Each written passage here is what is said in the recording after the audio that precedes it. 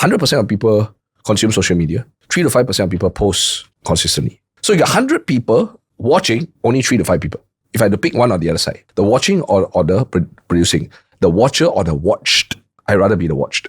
I'd rather have everyone consume the content on a regular basis, build familiarity, authority, expertise, exposure effect on me, which then makes my selling process easier also.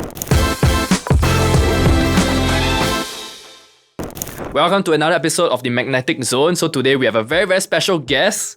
Okay, and today's guest doesn't just coach. It's not a FA leader, or it doesn't just coach, FAs and whatsoever. It coach entrepreneurs and many top leaders out there, right? So he's one of my mentors in the early days when I first started out my marketing career, and I wouldn't be where I am today without for this guy, right? And it's also the guy that got me into all the weird biohacking shit, the ice bath and stuff like that. So this is none other than Melvin Soh, right? Founder of Market Leaders and also the creator of X Factor Method, with over 45 million in personal sales and over 10,000 entrepreneurs trained across Asia, right? So we are diving deep into, whatever we can be talking about today.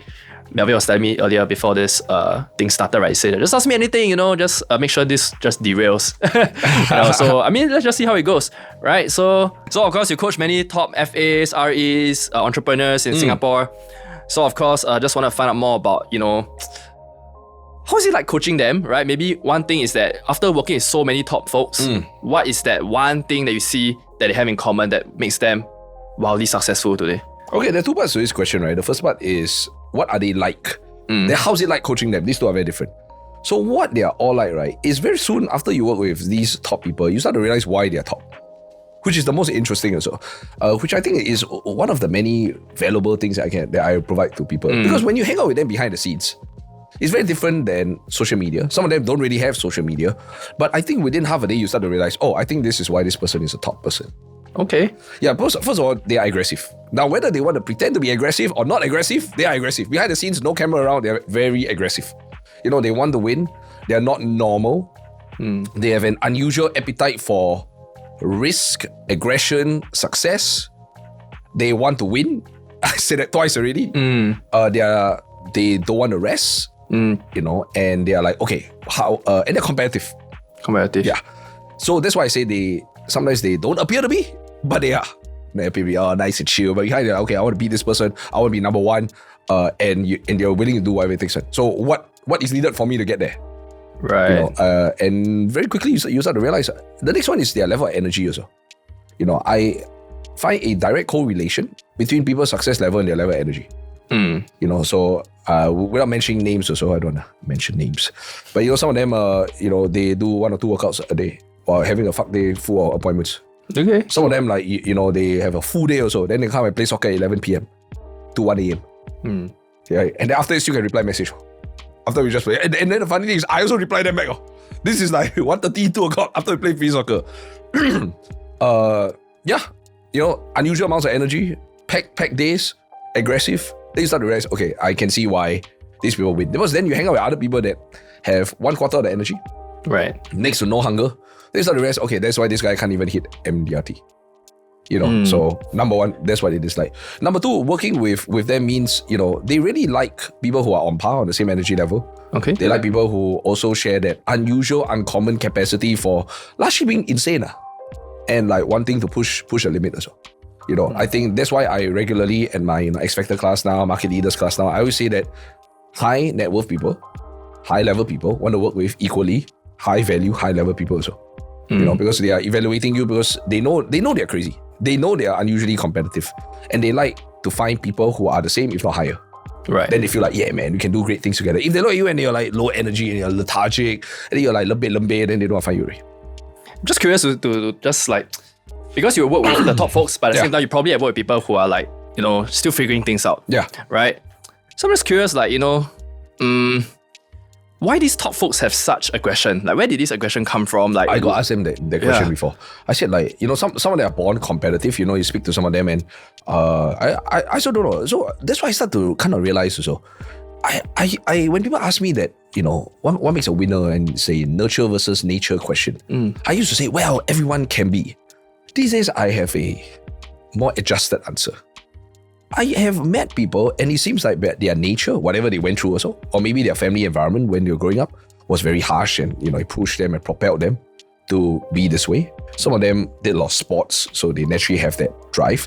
Some of them, funny enough, entered the industry and they were like docile like a lamb. Then eventually, maybe the harshness of the industry or the taste of winning made them yeah, I want more of it. So I also don't know. Do I think everyone can become like them? Answer actually now is no. No, okay. I think there is the possibility that we all can be great, but do I think everyone will automatically become a winner? Absolutely not. Because not everybody, even though they all have the opportunity to, not everyone want to push themselves like this. Right? So what do you think is a most common limiting factor when you work with folks and then it's just something that's holding them back? I think they don't want to sacrifice as much as these people. Because it is a dedication, it is a lifestyle, it's an all-in kind of thing. If your number one concern is when am I going to get a holiday, then this is going to be hard for you. And it's funny as well, because this lifestyle and this industry and career, whether marketing or sales, is sold as freedom-based. It's sold as like, hey, you know what, you get to chill a lot. And these are the top of the top. They do get to chill a lot, but they also work a lot. And so if your number one question is, what time am I going to pangkang? Then how much can I make without having to work so much? Then I'm going to predict that you're not going to get there. You're still going to make some money, but you're not going to be the best. Because the best they don't ask that question. They ask the opposite question, which is, what do I have to take? Yeah. What do I have to do? What does it take? And then usually the answer is not something that you always are very excited about, because it takes everything. Then they go, okay. Right. So after coaching all of these top folks, right, what do you think are the problems that they face? Problems they're never happy. Never happy. I wouldn't say it's a problem. Just never happy, Because they all have different challenges, right? Yeah, and I think they thrive on that, but it can be a bit of a mental balance, equilibrium kind of thing also. But some of them do experience burnout. And it's hard to feel sympathetic for a person who's number one and making $3 million a year. They're like, I'm tired, and you're like, oh, I feel sad. And you're like, hey, I don't understand. But I understand. I understand what they mean. They're always on to the next challenge. The problem within their organization can be the fact that they run too fast. It's very hard to share and communicate with the people beneath them also. Because they're impatient. All of them have one quality. They are impatient. They're impatient. They are aggressive. They want things done yesterday, not today. They want things to move very, very fast. So sometimes having them to slow down, even for themselves, because things take time. Baby take 9 months to come out. You say, hey man, can it take 4 months? What if I pay more? Well, you get a date baby. So then they explain to them, how about 8? 8 can, right? I'm like, we could, but it wouldn't be as steady as it seems. So that's the fight line. I think they don't really have a lot of balance also, in my opinion. So, having to coach them to, not overdo things sometimes to themselves, to their team, is a challenge. But I'm very empathetic because I am basically them. Right. You understand how they feel. Right? I totally understand how they feel. I just have less attachments because of the way I've set up my life than they have, because they have families and they have spouses, and luckily some of them have spouses that understand. Those that don't, they're no longer in a relationship with that spouse. I just find it easier because I just don't really have a family and I'm not married now. So it's easier for me to go all in. Right. Actually, I also want to go through your journey, right? Because when I first met you, you were doing one of your earlier coaching programs, X Factor Method. That's how I first met you, and that's how I got mentored by you. And it shaped how I see marketing and sales today. So, and now you are doing market leaders, and also, you're just doing, the coach of the coaches, private coach for many other top leaders as well. Yeah. So it's how did that shift from, when you were focusing on doing what you were doing last time, and then now doing a lot of more private coaching? Yeah, actually, to answer that question, I need to take 2 steps back, right? So, I mean, people ask me this, a lot of young folks follow me, and then, I used to tell them that, this journey has been very long for me as well. And that's why, in a way, sometimes I have feelings about it, because, when I look at yourself and I look at, guys that I've helped even younger than yourself, and they have done really well.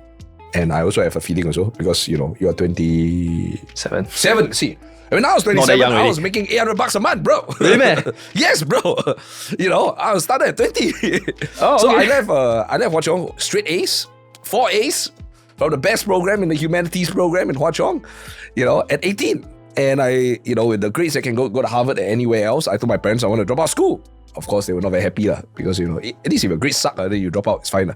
I got grades that are like world class. But why do you want to drop out of school back then? Because I was a rebel and I didn't really want to follow the societal system. So earlier on, when you were like a young student, you already Yeah, my grades were good, but it wasn't like it was of my choice. My parents were like, you see the Asian parent meme, A equals average, B equals below average, C equals can't eat dinner, this kind. So I always got A, but it was like my mom was not very happy, and then wait, you got A's, but your mom not very happy. Yeah, she always. What else Asian parents don't praise. They always tell you if you score well, 95 or 100, which is great. They tell you where the 5 marks go. So then if you do well, then they always tell you, next time you might fail. So it's like, it's never good enough. So I only did study because I want to come home and have a place to sleep and like not have my mom beat the shit out of me. So I mean it's like POW camp, bro. I just trying to get by, bro, to survive. So the moment I could kind of like make some money, I was like, I could get the out of here. And I don't study. And I wanted to chart my own way. I thought, business entrepreneurship was a way to go. Right. And so I thought it would be easier. A lot of books make it seem very easy. So right after army, I said, okay, I'm out. I don't want to go to uni. My parents were like, okay, so what do you want to do, smart? I said, I want to start my own business. I did stay on the SMU for 6 months. I didn't attend much class. Got an A for one of the subjects. Didn't attend most of it. And then eventually I just dropped out. And it started about 6-7 years of very hard, tough business journey. Because I didn't know what direction I want to go in, which is why I can help like yourself and many other people. Because I was lost. There was no Melvin in my life. No YouTube also. No Alex Hormozi. No Gary V. 2008, bro. 2009. Nothing, bro. Everything was behind a paywall. Everything was behind a $2,000-3,000 USD seminar. I got money.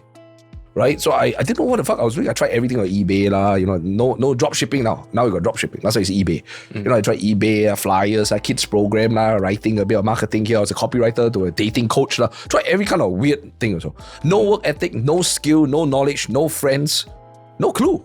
So when you're dumb and during the period of time you have no idea what you're doing, you make very little money. So I made about $800 a month for 7 years. Has there been any point during that period whereby you're struggling, right, figuring things out, and then you tell to yourself that, damn, this shit sucks, I wanna just go back to school or just find a corporate job? Yeah, but the problem going back to school is you still don't make money, bro. You spend money, that's the thing. At least if it was a job, right, I can go and say, I'll suck it up. I'll go back to my ex-boss and plead for a job back. Bro, but school is money out, not money in. So even if I go back to school, right, first of all, I had the SMU scholarship, which was free money.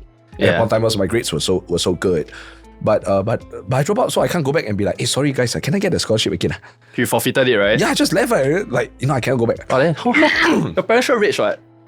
No Rich like crazy, right? Yeah, that was why the dishwasher story, right? So I stayed at Bukit Batok at a point in time. Then my mom take a picture outside the second floor of Westmore, Mouth Kitchen. They were putting a sign up for dishwasher, which was making 1,600 a month. They still got food. Asked you to do. Then she asked me to do. Then she said, hey, you stay at home, every day eat bread, do nothing.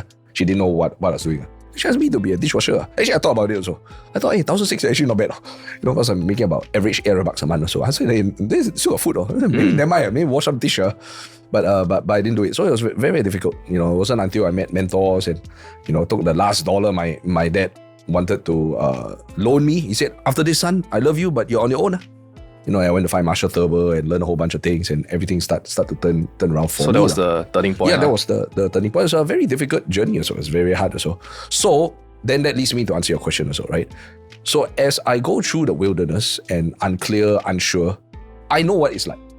So when I see a young person or young in the business journey and they're unclear and unsure, I totally get it. Because whatever they go through, right, I got through longer. So I don't judge them at all. Right? You blur 7 months only. 7 months and 7 years very different, So I don't judge it also. I try a bunch of things that don't work. I don't judge it. 7 years of doing that, 3 years away from a decade. Yeah. And because I've done so many things not right, and also discovered what is right, I can compress it and tell you in a way that you understand. Because I am basically you. Just an older version of you. That's it. So it's like, I don't judge you at all. Like, I know you and I just go, well, this is a younger version of me. So just tell you, I think that adds both the knowledge, right? So I discovered what worked, I discovered what not to do also. And I have a lot of empathy for all the people that are going through. Maybe that's why all these young kids come and find me. I'm not really angling towards them. I'm not trying to be an Andrew Tate. Yeah. But they come and find me as well, and I totally I understand them. I know what it's like to be 19, 20. I want to tell your parents to I know what it's like to, want to start your own thing. I know what it's like to go against society. I know what it's like to not have a clue what the hell you're doing. And I know what it's like to eventually have a clue what you're doing as well. So I can just break it down and say, well, I suggest you don't do this. I suggest you do this. I said, these are things that work. Here's how to start a business as a young entrepreneur who looks young, doesn't really have a name, and, wants to make some money as well. Because during that period of time, then people usually don't give you the time of day. Yeah. When you're a bit more famous and you're older and you make more money, then, everybody has time for you. But at the start, it's hard. It's like pushing a boulder up a hill. So I guess in some way, like, I understand it pretty well. Yeah. So, I mean, back then, your audience, there isn't a lot of like young folks, right? I think there were. Back then when I was in X Factor with you, it's mostly like working professionals already, right? There were about 30% of young people, and they were like, maybe they look old. They're after older, but they're all like below 27. But I see your posts and stories nowadays, and you said there's a lot of like young people that recognize you now, approach you now. Where do you think this come from? Is it like something? Comes from my team member who posts a lot of the on TikTok and stuff. But I think it comes from. Was that intentional though? Or is it? I don't think it's just a platform. I think it's that the young people feel that I understand them, and they're correct. Just like I actually do. So it's kind of interesting. I do appeal to everybody from like, I did an event recently and the guy was like 17 and he also followed me. I said, oh, really? 17? I old enough to be your father. If I had you at early 20s, you can be my kid. But in a way, I understand him also. I also don't know why.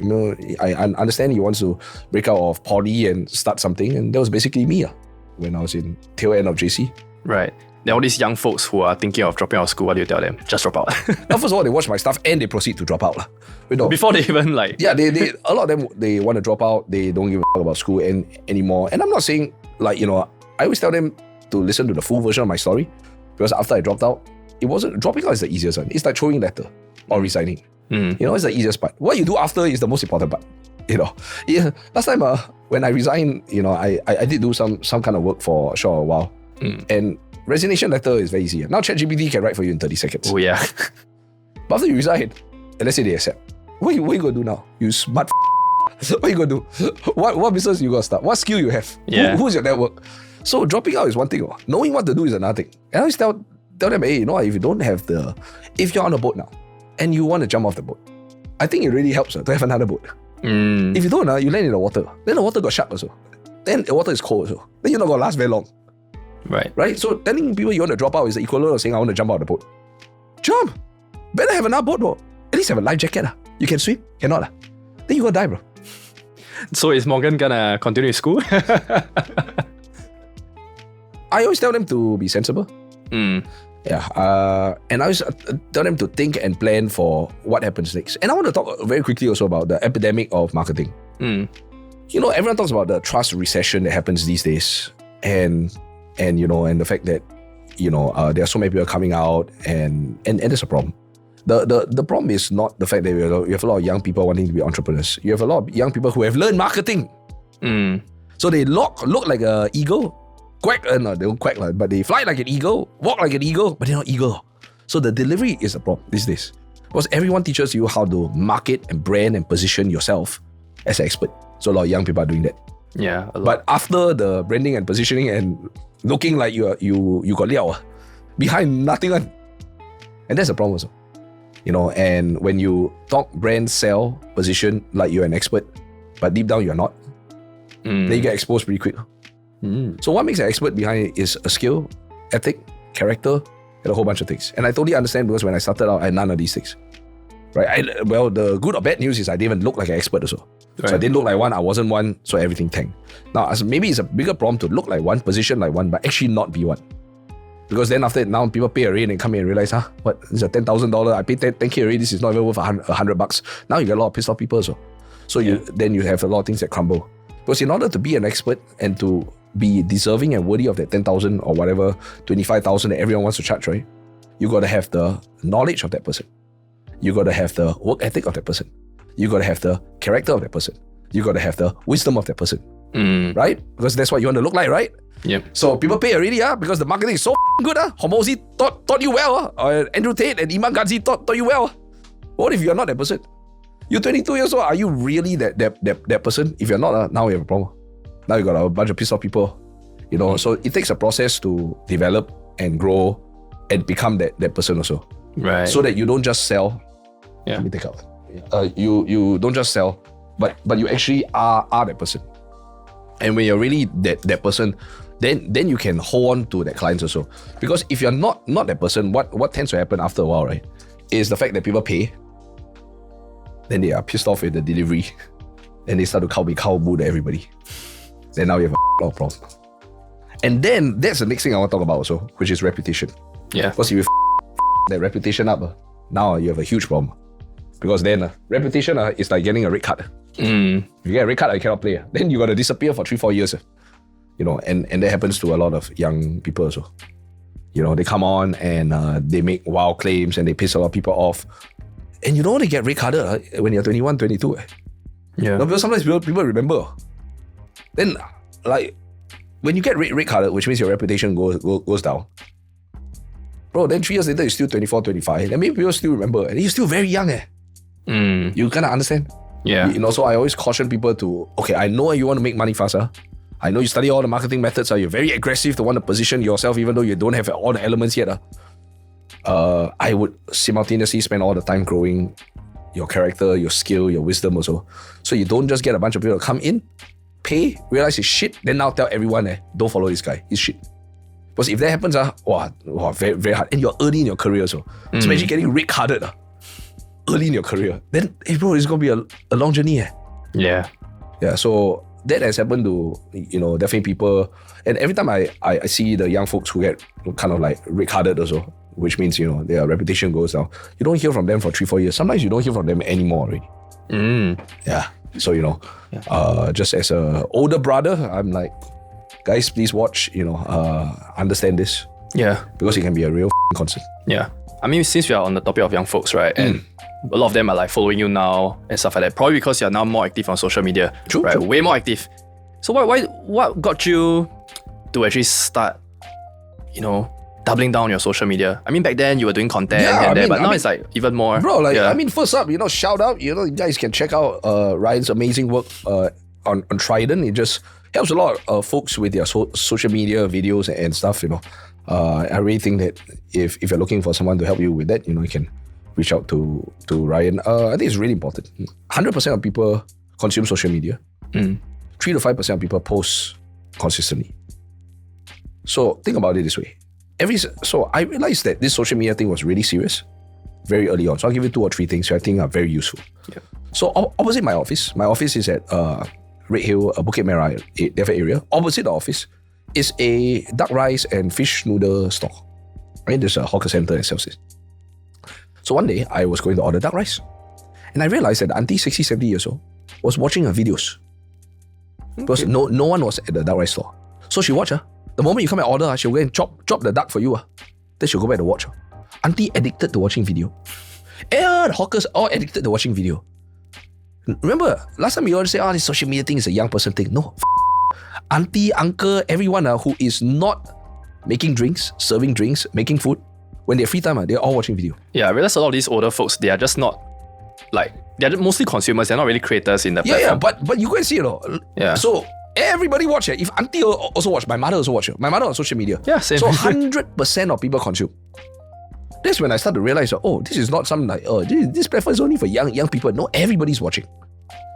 But then the next question is, if everyone's attention is here, then how many people are creating? 3 to 5%. The inhibitors to creation is number 1, I don't know what to do, which can actually be solved easily. Or number 2, I know what to do, but I don't want to do. Why? I scared don't want to show my face or mental block also. I don't know where to begin Or maybe some of them do, but don't do it consistently. So only 3 to 5% create. So you got 100 people watching, only 3 to 5 people. Now, the more they watch the 3 to 5% of people, the more they build exposure effect, familiarity, trust, recognition, expert, authority status, and the more they buy from this 3 to 5%. Right. And that was when I kind of realized if I had to pick one or the other side, the watching or the producing, the watcher or the watched, I'd rather be the watched. And that was when I thought to myself, I'd rather have everyone consume the content on a regular basis, build familiarity, authority, expertise, exposure effect on me, which then makes my selling process easier also. Which then leads me to the second point, or second and third point, which is these days the sales process is disrupted.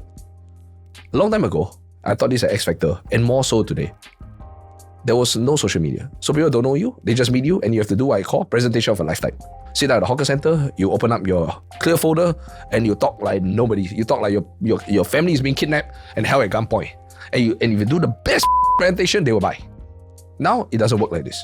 Now, people say, oh man, I'm such a good closer. If given a chance, I can close them. I say, brother, if you don't do social media, you don't appear. There's no chance. There is no chance. There's no chance. You don't get a chance at all to do that presentation. So the game is actually won on social. The game is won on content. The game is won on the ads also. But then they don't click the ad until they recognize you also. So you don't even get a chance to have a shot there. Unless you do the front there. Yeah. So if you don't do that, then bro, you're not even getting a chance to close. Yeah. Because people don't have time to talk to people they're not familiar with. So bro, if you want a chance to close, you gotta do all these things. Then the next thing is also, funny enough, if you do these things, you might not even need to do a 2-hour presentation. Because they watch all your shit already. Yeah. The funniest thing was this. During the COVID time, I did a lot of webinars and the conversion rate was very good. I thought to myself, what a good closer I am. So I started speaking to some of these people. I said, hey man, what about the presentation made you want to buy? Then they say, no, even worse or better. They said, I come on already. I already know how much the thing is. I said, huh? I said, I already know what you're going to say during the presentation. I said, huh? Okay. I said, then I realized that they came on my 2-hour presentation. They already know who I am. They know what I'm going to say. They know what I'm going to sell. They even know what the class is about. Then I was like, I said, you come on for what? Oh, just to see you, verify if indeed it is good, and just wait for the order link. I said, so I'm not even closing these people. They close already, bro. They come here to collect money. they come here to pay already, bro. I started to realize, hey man, am I ready even a closer? No. You know what close? Reputation, referrals, content that was done before. They watch all these things. They come on. If a sales cycle is 0 to 10, they come in. They are 80% convinced. Right. They come in and get order link. Yeah. So I also work with many people, right? Like helping them with marketing, branding, and stuff like that. So of course I speak to many of these people in entrepreneurs, advisors, realtors, and whatsoever. A lot of them, they know that this is important. They know that marketing is important, branding is important, doing content is important. But then there's one thing that's stopping them. It's like, right? It's like, I'm shy, I don't want to put my face out there. I'm a low-key person, right? I just prefer to make money silently, blah, blah, blah, blah. So what are your thoughts on this? And okay, first of all, this is 100% valid also, right? I coach a lot of content creators, shout out to some of the folks we help, Radical Kindness, Kevin Wee, Coach Esther also, and and a lot of content creator friends also. I'm not saying the ones that I just listed, but if you meet some of the content creators, you start to realize why they're content creators also. Some of them are borderline narcissists. A narcissist is a person who has no issue telling you every part of their life. I'm not saying the ones that I mentioned, just in case you don't upset. But some of them you can tell they're narcissistic. So they are the kind of people that you say, I don't know about your life. Then they tell you anyway also. Then you're like, please, oh my God, right? So these kind of people clearly do not need this podcast because they are very open about sharing all parts of their life. Even the parts you don't want to hear, they also tell you. So most people are quite the opposite of a narcissist. They have some element of shame or like privacy also. So they're like, I don't want to tell everybody. So I need those people to understand. You don't have to be like the narcissistic person. They want to tell you every part of their life. Who they who they date what they drink Just like nobody asks it, then they want to tell you. However, people do need to know some parts of your life. Okay, I don't need to know who you shower with, who you sleep beside. No, please keep that to yourself. Not relevant. Right. But at least tell me some parts of your life, like how you started doing this, who you work with, what are your thoughts on some of these issues, and those are the things that we create content around. We create content around the things that are relevant for people to get familiar with you, to kind of know you, so that I feel safe, I feel assured, I feel trusted, I feel familiar with you. And these are the things that I need to know. So I'm not asking you to just go the other polar opposite and tell me all your deep dark secrets, your addiction, your king, your fetish, your kid's picture. We don't need to know that, bro. But at least find a middle ground and tell me at least when you start in this business, how you started, who you serve, what are your thoughts on some of these things that are relevant to the things that I'm trying to buy from. And these are things that are kind of important. At least show me just a snippet of you as a human being so that I feel like, okay, this person's not going to run away with my money. He's like a trustworthy person. He's a professional person. He's a competent person. That's all I kind of need to know. You know? So if people just showcase that, just a little bit of that, then that's it. You know, I don't need to know the rest. Your other 60% of your deep, dark personal life, just keep it deep, dark and personal. You know, just give me the 40% I need in order to decide whether you are somebody that I want to purchase from us. Right. So of course, all this makes sense for sure, right? So now it's about like, how do they actually get started? For people who has never really done social media or content or video in their lives, and then now they have to do that.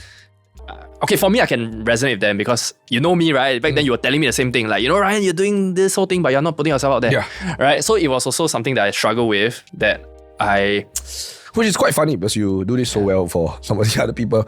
But like I said, you know, I've come to realize that a lot of marketers are usually their own worst marketer. It's sometimes harder to do it for yourself. Yeah. So it's like a lot of people are facing this issue, right? They know that this is important. They know that, yes, I don't need to talk about like my kings or whatsoever. Right? I just need to talk about my business or whatsoever. But then they're still resistant or something is stopping them. So how would you advise them to at least, you know, take the first step? I was doing a summit to a bunch of US and UK people, I think 2 or 3 days ago. Yeah. And I told them that actually, right, if you go and think about it, you know, the most empowering thought is to realize this. If you're an older person and you're afraid of social media, you're actually, if you embraced it, you're actually in a much better state than a young person who's very active on social media. So let me explain. A young person who's active on social media, they have a lot of attention. But they usually are not as proficient in 2 areas. Monetization and offer creation, which means they only go at the front and they suck at the back. And fundamentally, even better, worse, more glaring, is the fact that a young person does not have a lot of things to share. So they have a lot, their camera skill is great, attention hook skill is great, but wisdom and knowledge is not great. So they are yeppers.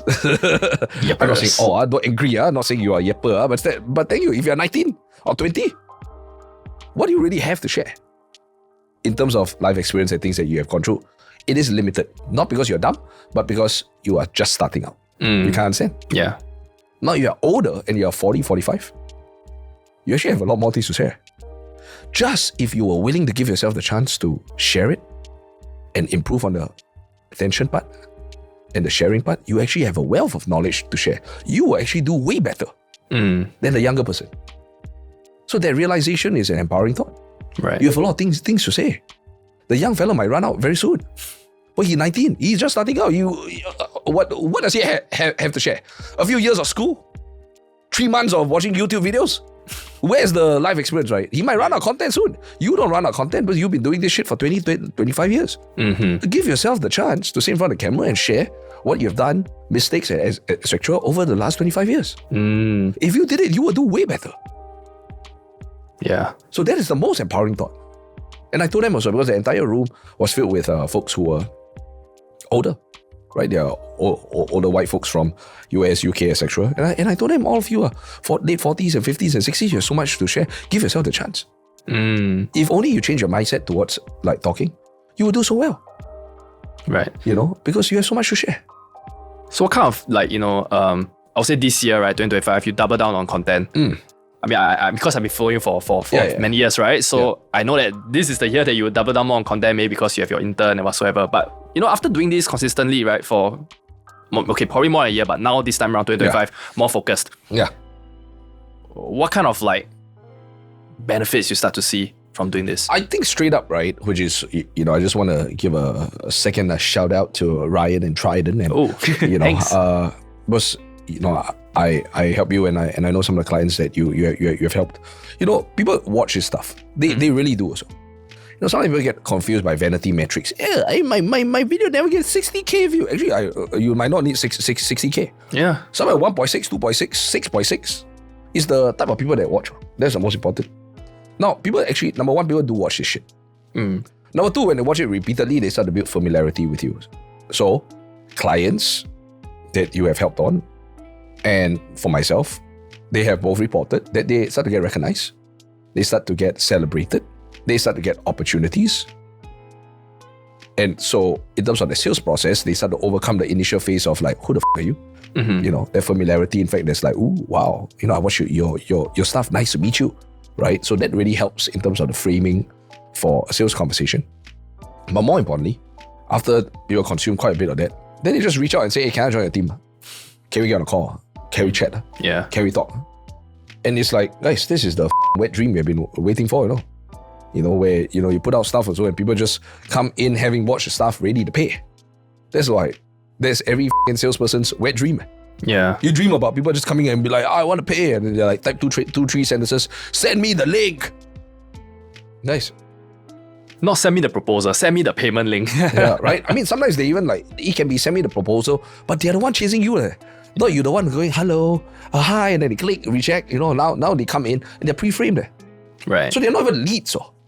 They're not even leads. Leads are like, leads are, for example, you run an ad, right? So I want to talk about this also. Leads are like, you run an ad, I've never seen you before, and I'm kind of interested in your offer, don't know who you are.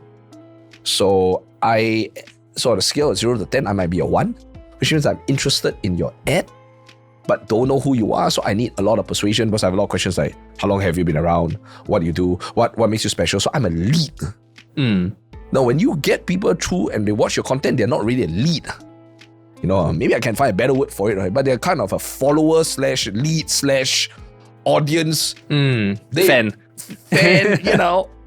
They don't even know like, hi, my name is Mel. No, they know. Yeah. And they know a lot of things about you because they've been watching your shit for a while. Yeah. So they are like on the edge, bro. They are ready to do it, bro. So how great is that? You don't have to start by, hi, my name is Mel. Nice to meet you. I've done this for this amount of time. They say, I know. I've been following you a long time. Tell me about this. So you see, they are starting all the way here. Isn't that a wet dream? You want this, right? Very wet. So there we fucking go. Very wet. Yeah. This is what you want, right? So cause and effect. This happens because you were willing to do the things at the start. Right. So of course now we are kind of like reaching the end of 2025. Right, I'm not sure when this episode is gonna be out, but right now, at the point of filming, we are towards the end of 2025. So what do you think, entrepreneurs, leaders should focus on in 2026? So they can start, 2026 strong. I think first and foremost, there's just not enough people doing this also. 3 to 5%. I had a great conversation with my buddy Kevin Goh from Odyssey, #1 team in AIA. I asked him, because he's been really going at it with the content stuff, right? Shout out to him also. He easily makes millions of dollars a year. Doesn't need to do this. But it's just, you asked me at the start, what do winners do? They're willing to do whatever it takes. It's kind of funny, right? It's like, motivational seminars also. Sometimes the people who attend the motivational seminar are the ones that need it the least. They do well. The people that need it are not there. So Kev does not need to do content. He make few $1 million a year. He don't need to do this forever. Yeah. But funny enough, he's the one doing it, which tells you something about #1 people. In fact, a lot of the clients that I've recommended to you, they all have one thing in common. They make fun a lot of money. But funny enough, they are the ones that can't find you. They need it the least, but they do it the most. Why does this happen? I don't know. Then the people who need it the most do it the least. Right. I have no clue. It's so funny. But anyway, so I think we should all double down on these personal brand things, right? So Kev and I had that conversation. So I was supposed to help him with Odyssey, and we established it's 3 to 5%. His statistic: 3 to 5% of financial services directors, leaders, managers, or people in general shoot content on a regular basis. So #1, literally, if you want to stand out, at least here we're talking about Singapore, Asia, to shoot it on a consistent basis. I think the idea and the mentality we have to change is, I shoot it when I'm free. No. Okay, this is as important as prospecting. Nobody ever says, I prospect when I'm free. Okay? Yeah. So if you understood the importance of this, you would allocate time every single day. Nobody ever says, man, when I'm free, I do this prospecting thing. Now, first of all, why is that so? #1, nobody's free. Okay, so the richest man in Babylon, great personal finance book. Rich people say what? I have the money come in, I set aside that for investment, I spend the rest. Poor people say what? I spend everything when there's leftover, when I'm free, when there's anything remaining, then I invest. Usually nothing left. So you set aside time to do the content on a daily, weekly basis. Then afterwards, you allocate whatever time else to do other things. Because if that's important. If you say, I do it when I'm free, you and I both know you're never free, which means it never gets done. So #1, double down, get serious on creating this also. That's the first key. #2 is See yourself as truly the essence of the word consultant. What is a consultant? J. Abraham mentions it the most also. Right? He calls it a fiduciary. What is a fiduciary? A person who knows expertise, knowledge, has the best interest of a client, is willing to provide expertise, information, insights, knowledge that the client would not otherwise have to the people in real estate, in different areas also. So people come to you truly as the essence of the word consultant. Not a salesman. Nobody has time for a salesman. We have time for consultants. You distill, you filter, you research, you find information, you tell it to me in a fun, interesting, entertaining, summarized manner so I can use it. Like, man, this writing guy is really solid and I learned a lot also. Right? Then you truly are a consultant.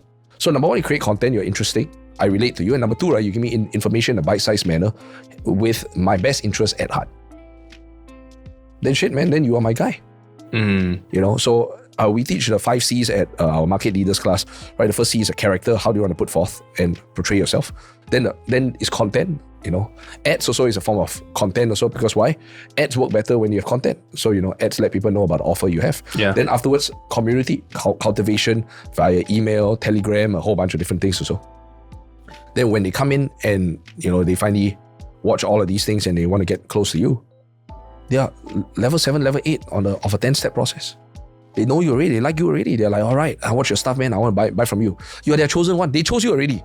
Even though you don't know all of these, they have selected you late night, 2 a.m., sitting on their computer chair, watching all your shit. Well, I want to buy from this guy. It's kind of interesting because when you meet them already, they are like decided that you are the one, which is very different than sales. Because sales, you are used to selling people so that their eyes change and then you become their one. Here is, they watch all your stuff already, so you are the one already. Yeah. And now they come to you to do up the final things, get the final verification, but they've already selected you. Do you think everybody can thrive on social media? No, it's that first question you asked me. So nature, nurture. You know, some of the people watch this and they will double down on it. And they deserve to be there, you know. Social media is not easy. Yeah, it's not. Consistency, having the right people to shoot, character, willingness to overcome and transcend the fear of the camera. Right, there's a scientific quantum physics theory called the Heisenberg uncertainty principle, or the observer effect. So I talk about it during my mastermind, which is the placement of a camera changes oftentimes how a person behaves. So let's say right now there was no camera here. You and I were talking. We were talking in a certain way, very different than if you put a camera here. Very different. Very different. And for a typical person, if they're shooting by themselves, so if they talk maybe to themselves, I don't know, just let's say they have a dialogue, that's one way. The moment they put a camera there, it changes the relationship. If you have two people and you talk and we put a camera here, it changes the way if there was no camera, right? And that just means that people need to get used to speaking to a camera, with a camera. Right. And I know some people have concerns about that. We have a client, Brian and I were talking today. Brian's my business partner. We're talking about, you know, one of these clients who is great. You know, he says the most brilliant without a camera. But on the camera, he's like, all of a sudden, it's like, oh my God, like, literally, I can put a camera there. Maybe the camera off. He like, cannot talk already. You know, and that's something he needs to transcend. It's clearly a mental block. But if you have to take the camera away, the guy is eloquent as fuck. Yeah. You know, so we need to transcend that. We need to transcend that. It's a skill thing. Having something to say, saying it well, overcoming whatever fear you have. Ooh, barriers. Yeah. Behind this barrier, promised land. People coming into you, ready to buy. In front of this promised land barrier. Skill, technical, mental, all these things. And so this barrier is here. Are you willing to overcome it? You're willing to overcome it? Price is great. You're not willing to overcome it? Obscurity. Invisibility. Nobody knows who you are. Who are you? You look very young. How long you been doing this? How you get my number? Indeed. Truth, right? True facts, bro. Facts, bro. How you get my number? Why are you calling me? Yeah, it's a kind of response that I get early days in my career. You know, and you know, and they're entitled to ask that. Yeah. There's the difference between nobody and somebody. Right. You show the stuff you're somebody. You get to wear your whatever the heck you're wearing now, and then Uniqlo t-shirt. No one gives you shit. But if you're nobody, then you look very young. How are you? You like my son? Why are you calling me? So it's like, bro, like, you want to shoot or don't want to shoot? You know, if you don't shoot, sure, no one knows who. No one will comment below and hate on your video. But you gotta entertain this shit all day. Not only is it an objection, it's got mild disrespect inside. So it's like, bro, you want to shoot or don't shoot? You want to handle disrespect every single day? Or you want to overcome a little bit of fear and shoot and be known? Right. So your choice. It's kind of like work it out. You don't work out, you got high cholesterol, you got ill health, don't look good, but you don't have to work out. But if you work out, yes, you got to put in effort, but you look good, good health. Nothing's free, man. Well, maybe we can do another episode next time talking more about health. Sure. Because Melvin actually got me addicted to ice bath. Go. Yeah. Remember that time recently, I went with you and then I was like, oh shit, the 17-degree one, damn, cold as But then now I just go inside the 4-degree one, it's like, ooh. Yeah. And you asked me also early on, right? What's the difference between all the high performers? I'm not saying they all do ice baths also, but they all have high energy also. Yeah, they really have high energy also. And when you look at them, it's like, wow, I can see why this guy is successful. Energy is really core essential for getting things done. If you have energy to keep at it, it's just your willingness and ability to just last longer. Yeah. And then I sometimes don't just train them, I train their teams also. I started to realize that the low performers just are low energy people. Right. Do I think they can raise their energy? Yes. But I just think, having energy really helps also. So ice bath helps your energy level and a bunch of things. Yeah. Well, I think, as we are wrapping up this episode, right, maybe just one more thing that you want to value add to the audience, what would it be? Yeah, I think if you have a hurdle right now, so I spent a good amount of time on this session, letting everyone know about the importance of social media and this kind of stuff also, right?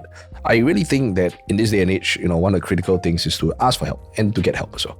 If you need someone to walk you through the mental process, dissect your content, I'm available here. I'm quite sure there are other people, so I'm pretty busy these days. But if you listen and go, okay, I need to really do this, then get help, right? Ryan's available with his team, with the cameras and really setting up things in a way that can help. So, if you need someone to talk to and coach and dissect the content topics, we are here. So I think really getting help is critical. Yeah. If something is important and you recognize that, okay, this is important, but I don't know where to begin. I have a lot of barriers. I'm scared. Then just go, oh, okay, looks like I don't know what I'm doing. I need help. Right. And then reach out also. The evaluation of whether a person is good or not is really important. I think many of you watching this, you might be a bit more experienced also. So look at a person's ability to do it for others. Look at a person's ability to do it for themselves. Look at their level of experience when you evaluate whether a person is solid or not. Then once you decide that a person is good, suitable for you, good fit, reach out for help. Really. Because when you reach out for help, he's got expertise. I got expertise. You can get this done in a very short amount of time. Yeah. Someone sit down, they tell you what to do, and then all of a sudden within a month, you can bang out maybe 10, 20 videos, begin the process of visibility. Then in half a year or so, you will go from literally nobody knows who the fuck you are to people are like, oh my God, I watch a lot of your content. Right. 6 months, guys, under a year or so. And then you will start to see the results also. When the results come in, which means, people start to reach out to you and you'll think you'll get addicted to the process, trust me. Because the positive rollover effects, you will love it. You'll be like, oh my God, wow. But DMing me, I got some of the gals who are financial services directors and managers, straight up they have DMs saying, hey, I watch your content, I really like what you say, can I join your team? So you spend all this time doing recruitment and doing all this kind of weird shit that you have been doing before, not getting results, and now someone's DMing you saying, can I pay? Can I join you?